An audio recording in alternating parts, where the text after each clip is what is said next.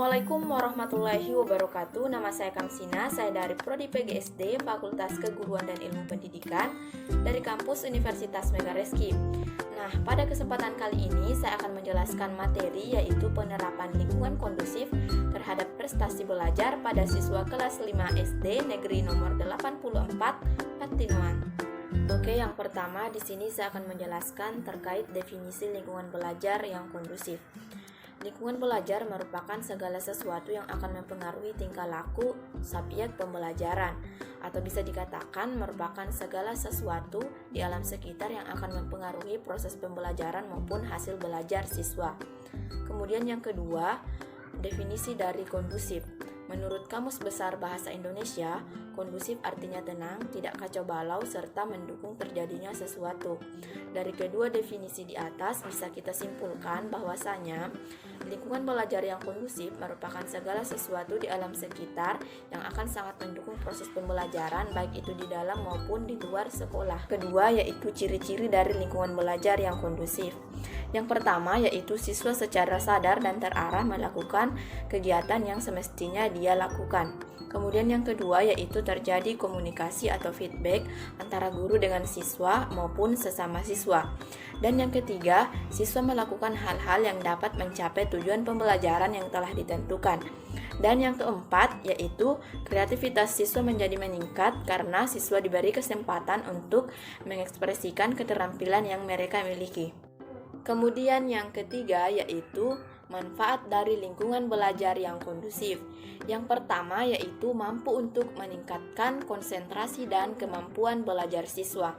Karena dengan lingkungan belajar yang kondusif akan membuat proses pembelajaran menjadi lebih tenang, sehingga siswa dalam mencerna ataupun memahami proses pembelajaran akan lebih mudah. Yang kedua yaitu tidak stres dan tegang.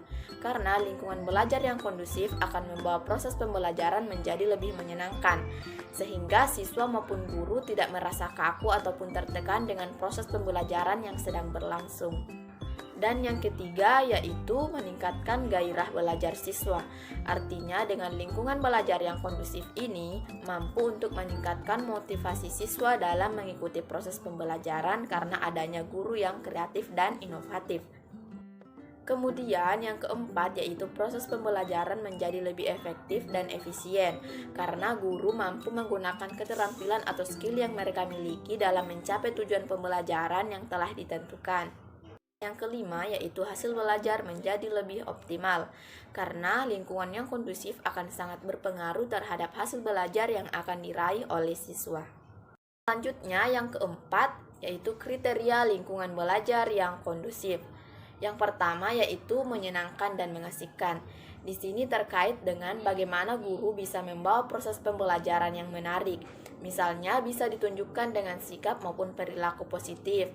Misalnya ramah, kemudian bersikap adil kepada siswa, mampu berkomunikasi dengan baik pada siswa maupun dengan orang tua siswa ya. Dan masih banyak lagi sikap ataupun perilaku positif yang bisa kita tunjukkan sehingga proses pembelajaran yang akan kita capai ini bisa berlangsung secara efisien dan efektif.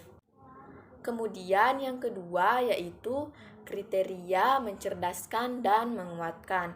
Artinya di sini guru harus mampu menggunakan skill ataupun keterampilan profesional agar proses pembelajaran ini bisa berlangsung secara efisien dan juga efektif. Misalnya dengan menggunakan media ataupun teknik-teknik pembelajaran, strategi pembelajaran yang optimal sehingga siswa dengan mudah mampu untuk mencerna proses pembelajaran yang disampaikan oleh guru. Dan masih banyak lagi upaya ataupun cara yang bisa dilakukan guru agar proses pembelajaran bisa berjalan dengan lancar. Kemudian yang kelima atau yang terakhir yaitu penerapan lingkungan belajar yang kondusif. Adapun langkah-langkah yang bisa kita lakukan agar tercapai lingkungan belajar yang kondusif. Yang pertama yaitu menata ruang kelas. Artinya di sini guru harus bisa mengatur prasarana maupun sarana penunjang proses pembelajaran. Misalnya dengan mengatur tata letak tempat duduk, dekorasi ruangan, dan guru bisa bekerja sama dengan siswa maupun orang tua siswa agar ruang kelas bisa mendukung proses pembelajaran. Kemudian yang kedua yaitu suasana belajar mengajar yang kondusif. Artinya, guru harus mampu menciptakan lingkungan belajar yang mendukung proses pembelajaran, karena hal itu akan sangat berpengaruh terhadap proses pembelajaran maupun hasil belajar dari siswa. Maka dari itu, guru harus bisa menggunakan skill maupun keterampilannya dalam mengatur suasana yang terjadi di dalam ruang kelas. Kemudian yang ketiga yaitu lingkungan luar kelas. Artinya guru tidak hanya berfokus pada bagian di dalam ruangan saja, tetapi guru harus bisa menghias atau mendekor ruangan atau halaman kelas sehingga bisa mendukung proses pembelajaran juga ya. Karena proses pembelajaran tidak hanya terkait dengan di dalam kelas, tetapi juga bisa dilakukan di luar kelas.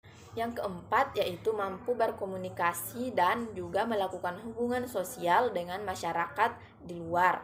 Dan yang kelima yaitu mampu untuk menjadi guru yang menyenangkan. Kemudian yang keenam yaitu memberikan kesempatan kepada siswa untuk menyalurkan bakat, ide, kemampuan yang mereka miliki. Dan yang terakhir atau yang ketujuh yaitu menyepakati aturan bersama. Oke, sekian penjelasan dari saya terkait materi penerapan lingkungan kondusif terhadap prestasi belajar siswa pada kelas 5 SD Negeri nomor 84 Patinoang. Kurang dan lebihnya mohon dimaafkan. Wabillahi taufiq wal hidayah. Wassalamualaikum warahmatullahi wabarakatuh.